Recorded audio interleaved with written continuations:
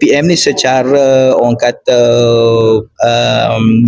pelaksanaan kita adalah kita memang banyak bergantung kepada bantuan sukarelawan. Okey. Lebih banyak PBS manpower APM. Dia kita menyokong je dasar kerajaan ni, tak ada masalah pun. Cuma dari segi manpower ni sebab macam saya sebut tadi lah, kita ni banyak bergantung kepada bantuan daripada anggota sukarela kan. Kita ada kota-kota tertentu lah sebab kita telah diberi bajet tertentu oleh kerajaan. Dia panggil allowance KK, allowance kas kontrak. Macam tu lah lebih kurang. So we have to play around that figure. Sebab sekarang ni lebih kurang lah kita dapat 140 juta setahun untuk IKK ni. Kita tak boleh overshoot. Nanti tak boleh bayar dia orang. Jadi mana setakat ni cukup lah tu deh. InsyaAllah cukup. Jadi pengagihan tu kita serahkan kepada negeri ke macam mana? Ya, itu kebijaksanaan pengarah masing-masing lah. Sebab dia lebih tahu keperluan di negeri.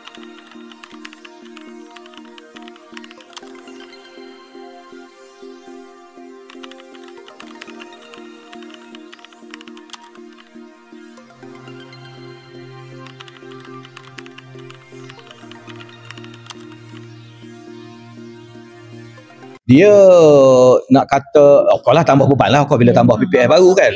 Tapi benda tu memang kita dah setiap tahun hadap. Saya rasa budak-budak saya pun dekat ground tu insyaAllah okey lah. Dah terlatih dah. Saya ingat boleh dia okey lah kot.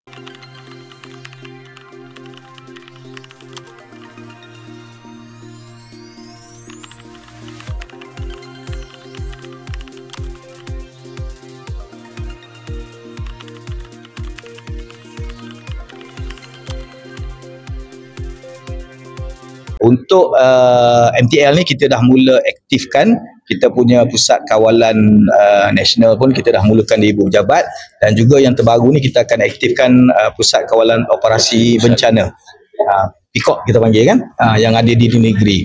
Dan saya nak tambah sikit, antara persiapan awal yang APM buat untuk menghadapi bencana ini adalah kita dah strategically dapat hotspot daripada JPS. Jadi kita akan tempatkan pegawai-pegawai kita untuk memantau paras air.